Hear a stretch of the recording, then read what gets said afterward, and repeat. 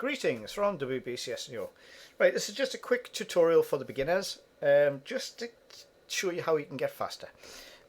If you are already solving a cube with mirrors and stuff, well done. If you're already doing finger tricks, don't bother with this video and stuff like that. Okay, so let's get down to it straight away. Right, mirrors, one of the best beginner methods because it's so easy to learn. However, it does involve some skullduggery, like this. Okay, so that's a 4 move and that's a 4 move. Okay, so what can we do to get faster off mirrors? We'll give you some statistical facts about mirrors.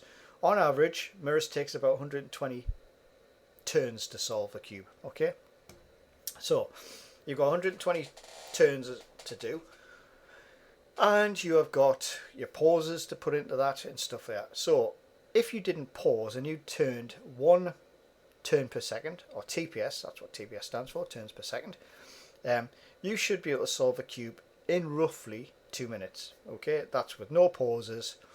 If that's 1, 2, 3, 4, 5, 6, 7.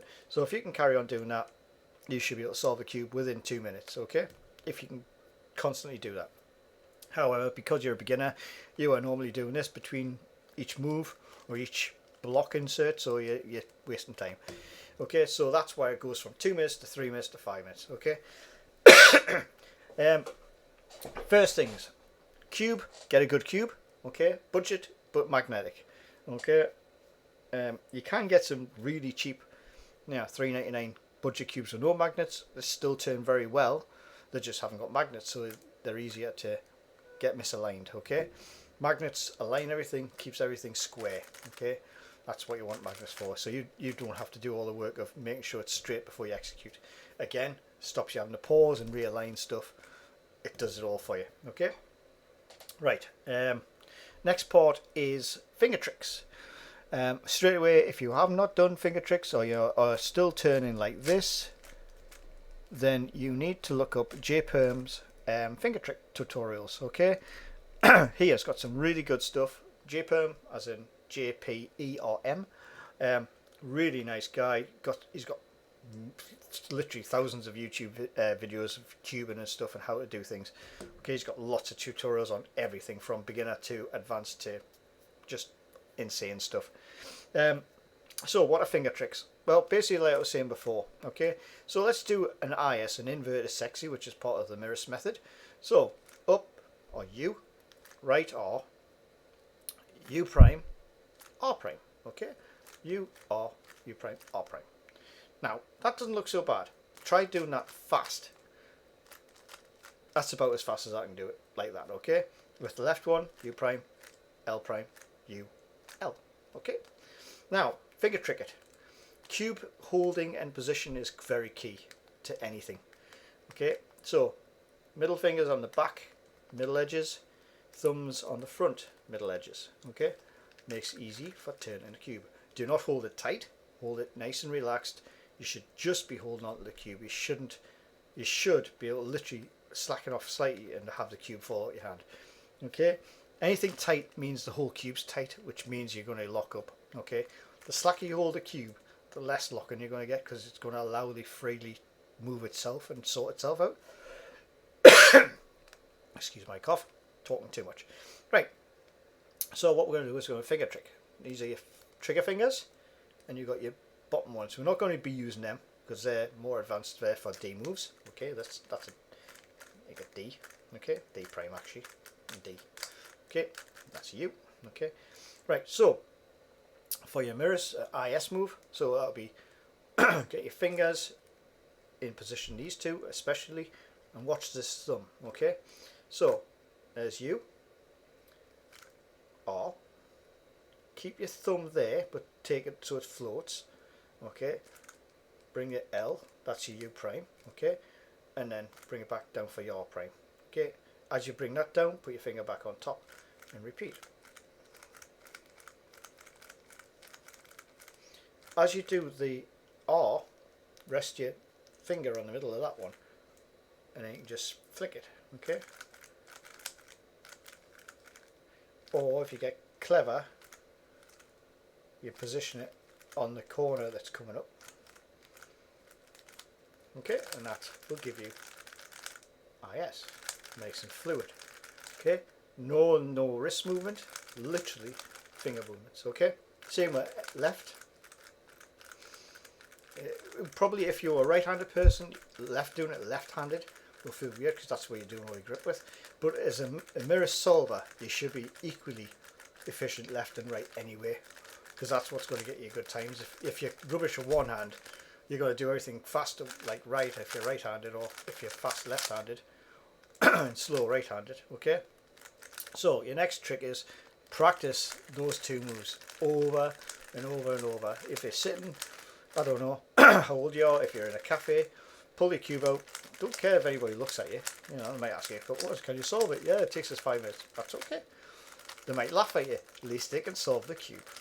I mean, at least you can solve the cube, not them. You know what I mean? Unless they're a speed cuber and they're just saying, oh, can I have a shot, and then do it in like 20 seconds and you go, okay.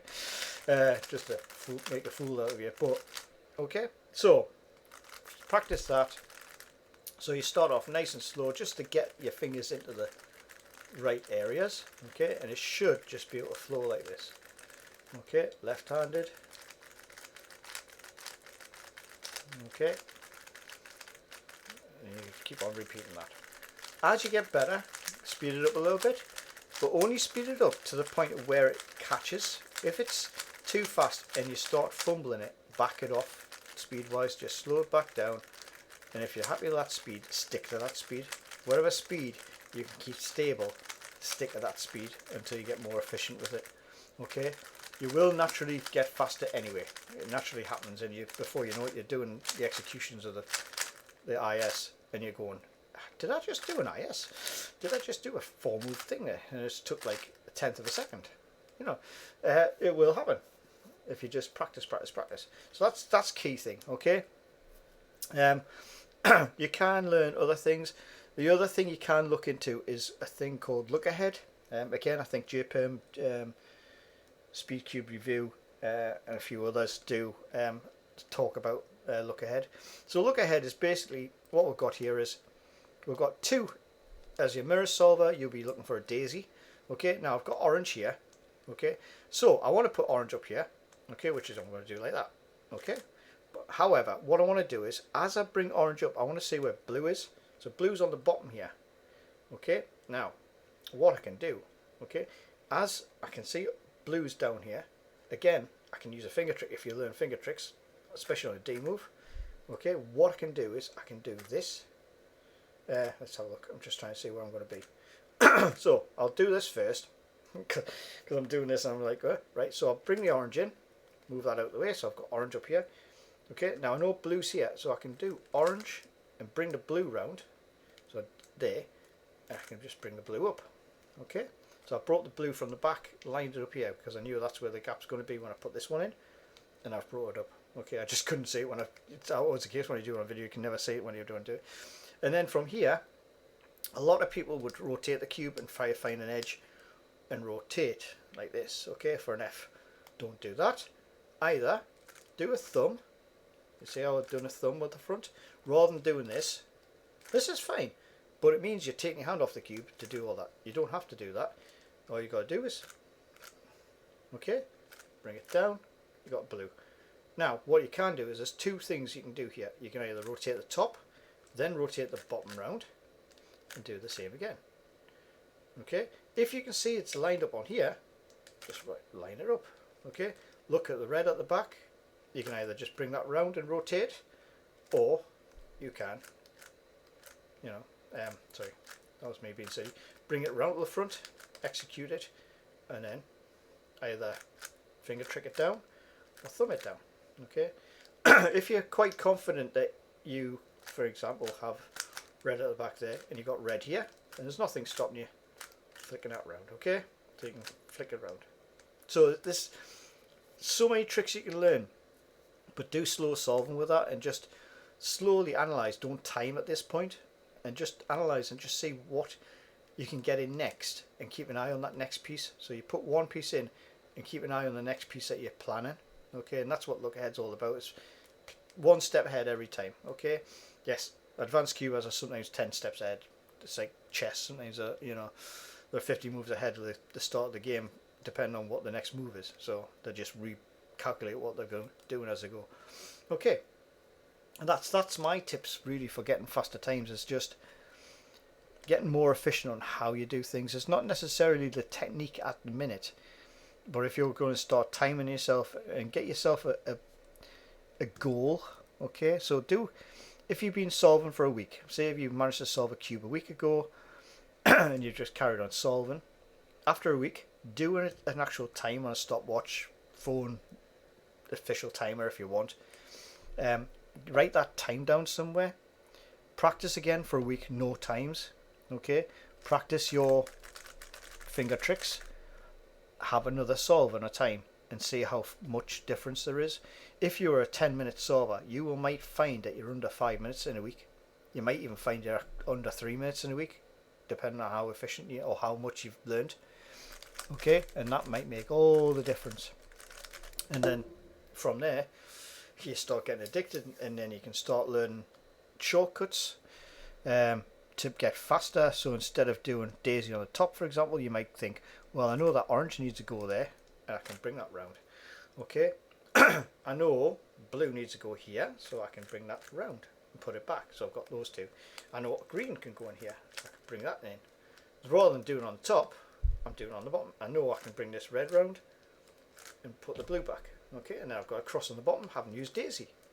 Now, things like this, where you've got your blue white, if it's there, why move that and rotate? Okay, tricks you can do, again, instead of moving up, if you just move your fingers up and do a flick with your middle finger like you do with the bottom, you get this aligned up. Okay, now we want this corner in, but you've got this double pair. Okay, this is called F2l insertion.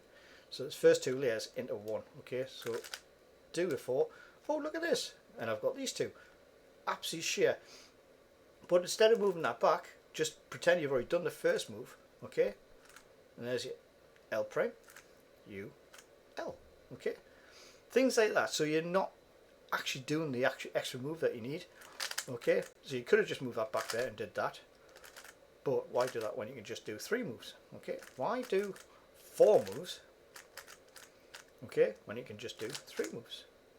And things like that. That'll cut time down because you're not doing the extra move. And that's how people get fast in cubing, is being optimized on how fast or how to position certain things. If you get so good, you know where things are going to end up. Like the top speed cubers know where everything's going to end up when they execute, so they can carry on. They don't have to really think about look at it. They're just solving a cube. It's just instinct to them. So that's how you can get faster. Look ahead is probably one of the primary things that you should learn if you can at an early stage. It makes a vast difference. And once you start, if you've got look ahead sussed out for mirrors, when you come to do CFOP, RU, ZZ, your look ahead's already perfected, and it's gonna absorb its information a lot quicker, and you're just going to be super fast at F2L and stuff like that, because you're not having to think about it because you're already doing it. Then it's half the battle if you're already starting to do it on a beginner method. So you're starting to cut corners, and that's what cubing's all about. Is when you start solving at a higher level, it's all about trying to find all the shortcuts and all the skips and how to skip bits out and stuff like that. Like I'm busy learning how to do a 4 block instead of doing a cross, for example, because doing a 4 block tends to set up this bit quite nicely. So I tend to find I can do quite a fast solve if I can get a fast 4 block made, and then just finish off the cross or finish off the F2L build as I go around the cube.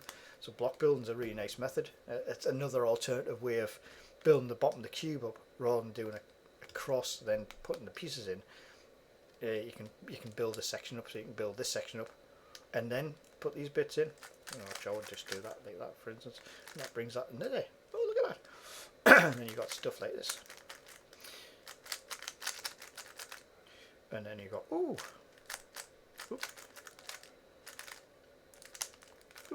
There, good. Anyway, so that's it. Right, that's enough.